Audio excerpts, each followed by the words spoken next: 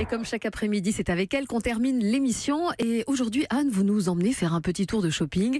Jusqu'à présent, je pensais que le shopping, c'était pas très développement personnel. Eh bien, détrompez-vous, on va faire du shopping conscient. Vous le savez, dans le développement personnel, l'idée est toujours d'élargir un peu plus nos consciences. Prendre conscience que ce que je pense influe sur ma vie, que ce que je dis influe sur ma réalité, que ce que je mange influe sur l'environnement et que ce que je porte a une incidence sur l'état de la planète. C'est magnifique, ma chérie.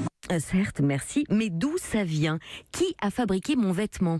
Vous vous souvenez certainement du drame de Dhaka au Bangladesh, il y a 5 ans, où l'effondrement d'un immeuble avait fait 1135 morts et plus de 2500 blessés, des jeunes femmes pour la plupart, qui travaillaient dans des ateliers de confection textile pour de grandes marques de mode internationale. Et si je vous en parle, c'est aussi parce que jusqu'au 29 avril se tient la Fashion Revolution Week, une semaine pour comprendre les enjeux de la mode éthique et l'occasion de sensibiliser le plus grand nombre aux méfaits de ce qu'on appelle la fast fashion, qui représente 70% de la production vendue en France et qui provient à chaque fois d'Asie du Sud-Est, derrière laquelle se cache souvent le travail forcé ou le travail des enfants. Mais comment est-ce qu'on peut mettre un peu plus de conscience ou de sens dans notre manière d'acheter des vêtements?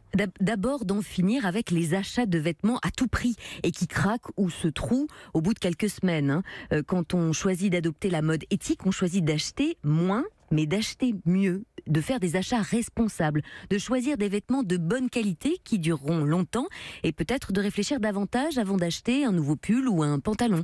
C'est vraiment un chemin intérieur qui se fait en chacun pour vivre de plus en plus en harmonie avec qui l'on est vraiment, se regarder dans une glace, mettre en pratique ses convictions, les assumer et puis surtout les incarner.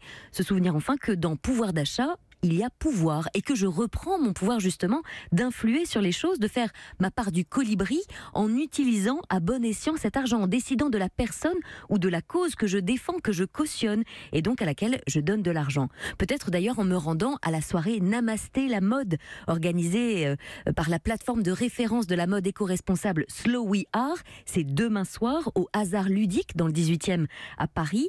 Une soirée lors de laquelle vous pourrez découvrir Namasté beaucoup, le seul en scène, le One Woman Show de Valérie Pastre, qui raconte avec humour l'épopée d'une Parisienne en plein burn-out qui, lors d'un séjour chez sa cousine installée dans les Alpes, découvre un monde parallèle fait de toilettes sèches, de véganisme, de savon naturel et de yoga du Cachemire. Attends, moi il y a 3 ans je quitte une Parisienne bac plus 10 ingénieur agro. Là je retrouve Manu Chao pieds nus qui parle aux arbres, qui vit dans quoi là? Une bourgade, un hameau, je sais pas, avec 3 maisons, comment on appelle ça?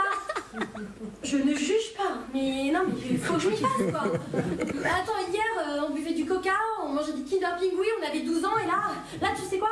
Là tu me culpabilises. Moi j'ai l'impression d'être un monstre à bouffer des Monster Munch. Et oui, pardon, j'adore la vache qui rit, le Nutella, le camembert président aussi, mais putain, mais manger c'est vital Marion! Oui, on peut se reconnaître. Namasté beaucoup de Valérie Pastre. Donc c'est un spectacle qui fait rire et réfléchir sur notre manière de consommer avec plus ou moins de conscience. Un spectacle qu'elle joue également tous les mercredis soirs au théâtre La Petite Loge à Paris. Et aller voir un spectacle conscient, c'est aussi une manière de se développer personnellement, d'élargir sa conscience donc et de changer un peu plus sa vie. Et de ne plus faire du shopping compulsif. Exactement.